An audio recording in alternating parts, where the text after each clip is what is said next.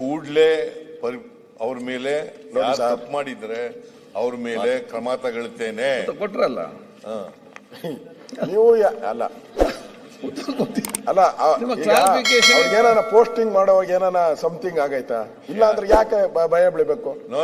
ಅದು ಹೇಳಿದ್ರಲ್ಲಿ ಲಿಖಿತವಾಗಿ ಅಲ್ಲ. ಈಗ ನೋಡಿ, ಯಾವ ಪೋಸ್ಟಿಂಗ್ ನಲ್ಲೂ ನನ್ನ ಜೀವನದಲ್ಲಿ ಪೋಸ್ಟಿಂಗ್ ಮಾಡುವಾಗಲಿ, ಪ್ರಮೋಷನ್ ಕೊಡೋಗಾಗ್ಲಿ, ಟ್ರಾನ್ಸ್ಫರ್ ಮಾಡೋಕ್ಕಾಗಲಿ ಇವತ್ತಿನವರಿಗೆ ಹಣ ತಗೊಂಡು ಗೊತ್ತಿಲ್ಲ ನನಗೆ.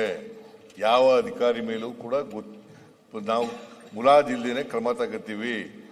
ತಪ್ಪು ಮಾಡದವ್ರಿಗೆ ಯಾರನ್ನು ಬಿಡಲ್ಲ. ಇದನ್ನ ನಾನು ಬಹಳ ಸ್ಪಷ್ಟವಾಗಿ ಸಡನ್ ಆಗಿ ಅಲ್ಲ ಸರ್, ಬೇರೆದಾದ್ರೆ ಒಂದೇ ನಿಮಿಷಕ್ಕೆ ನಿಮ್ಗೆ ಆನ್ಸರ್ ಬಂದ್ಬಿಡುತ್ತೆ. ಎಲ್ಲಿಗೆ ಕ್ರಮ ತೆಗೆದುಕೊಳ್ಳಕ್ಕೆ 5 ದಿನ ಒಬ್ಬ ಕಲಾವಿದೆಗಾಗಿರೋ ಇದಕ್ಕೆ ಕಲಾವಿದೆ ಪದ್ಮಶ್ರೀ ಪ್ರಶಸ್ತಿ, ಪದ್ಮಶ್ರೀ ರಾಜ್ಯಸಭಾ ಸದಸ್ಯ ಕಲಾವಿದೆ ಅನ್ನೋದು ನಿಜ.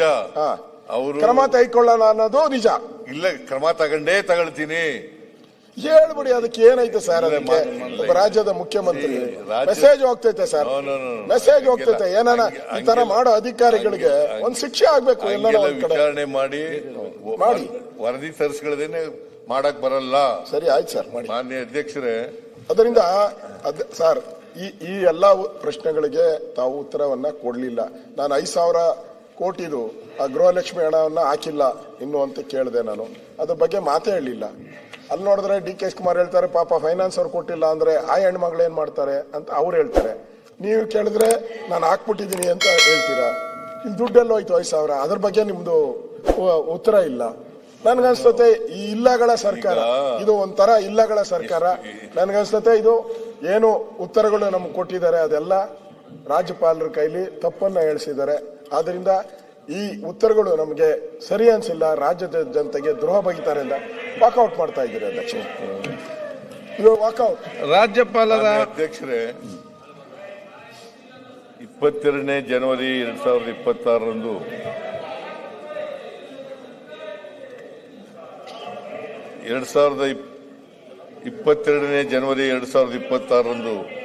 ವಿಧಾನಮಂಡಲದ ಉಭಯ ಸದನಗಳ ಸದನಗಳನ್ನು ಉದ್ದೇಶಿಸಿ ದಯಪಾಲಿಸಿದ ಭಾಷಣಕ್ಕಾಗಿ ಈ ಅಧಿವೇಶನದಲ್ಲಿ ಸೇರಿರುವ ವಿಧಾನಸಭೆಯ ಸದಸ್ಯರಾದ ನಾವು ಮಾನ್ಯ ರಾಜ್ಯಪಾಲರಿಗೆ ಸಲ್ಲಿಸುವ ಕೃತಜ್ಞತಾಪೂರ್ವಕವಾದ ವಂದನಾ ನಿರ್ಣಯ ಪ್ರಸ್ತಾವವನ್ನು ಅಂಗೀಕರಿಸಬೇಕೆಂದು ಸದನವನ್ನು ಕೋರುತ್ತೇನೆ.